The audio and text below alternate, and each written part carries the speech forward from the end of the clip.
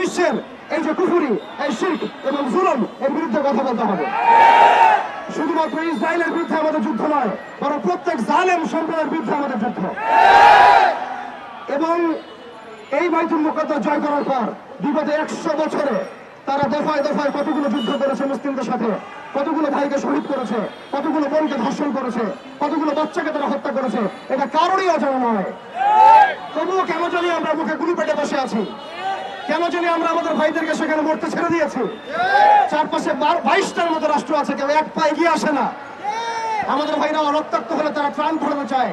আপনি রক্তের বদলে রক্ত কেন ছড়ান না? বাইতুল মুকাদ্দাস বিজয় করার জন্য সশস্ত্র জিহাদ ফি সাবিলিল্লাহ ছাড়া আমাদের সামনে কোনো রাস্তা খোলা নাই। এবং এই বিষয়টা হজম করতে হলে আমাদেরকে শুধুমাত্র ইসরায়েলের বিরুদ্ধাচরণ করলেই হবে না, বরং ইসরায়েলের সাথে যারাই তাকে সহযোগিতা করেছে সামরিকভাবে, অর্থনৈতিকভাবে, ব্যাংকিং সিস্টেম দিয়ে, ফাইন্যান্স দিয়ে, অস্ত্র দিয়ে, মিডিয়া দিয়ে, প্রযুক্তি দিয়ে, সেই প্রত্যেক সভ্যতার বিরুদ্ধে আমাদেরকে দাঁড়াতে হবে। সেই প্রত্যেক জনগোষ্ঠীর বিরুদ্ধে আমাদেরকে দাঁড়াতে হবে। এবং আমরা জানি এই সাপের মাথায় আমেরিকা।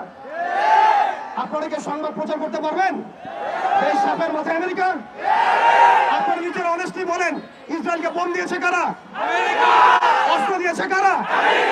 জনবল দিয়েছে কারা? ধর্ষণের লাইসেন্স দিয়েছে কারা? জেরুজালেমকে স্বীকৃতি দিয়েছে কারা? কারা অটোম্যানদেরকে ডিফিটের সময় ইসরায়েলের পাশে ছিল? কারা আরব ইসরায়েল যুদ্ধের সময় ইসরায়েলের পাশে ছিল? কারা দফায় দফায় ইসরায়েলকে সামরিক সহযোগিতা দিয়েছে? এর পাশাপাশি কারা পেট্রোডলার চুক্তির মধ্য দিয়ে ইসরায়েলকে আজকে শক্তিশালী করেছে? অতএব এই সাপের মাথায় আঘাত করতে হবে।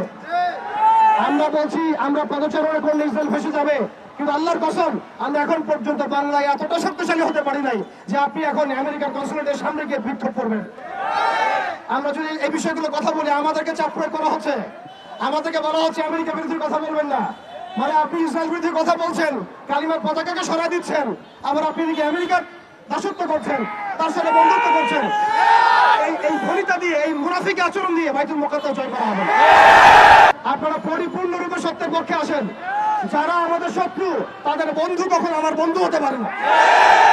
যারা আমার স্পষ্ট শত্রু তার বন্ধু কখন আমার বন্ধু হতে পারে না।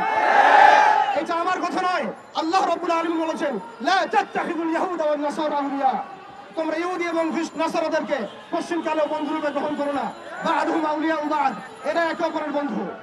এটা আমার কথা না, আল্লাহ পাকের কথা। আপনি কি আল্লাহ